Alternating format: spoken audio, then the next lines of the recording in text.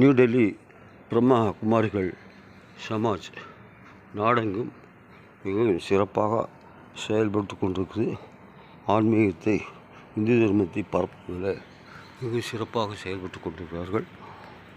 நமது பாரத பூமியில் ஆன்மீகம் தழைத்து ஓங்கட்டும், அதே நமது லட்சியம். இங்கே அருகருக இங்கே குருத்வாரா, இங்கே பிரம்மகுமாரிகள் சமாஜ். இப்படி டெல்லி வட பாரதத்தில் ஆன்மீகம் தழைத்தோங்கிறது.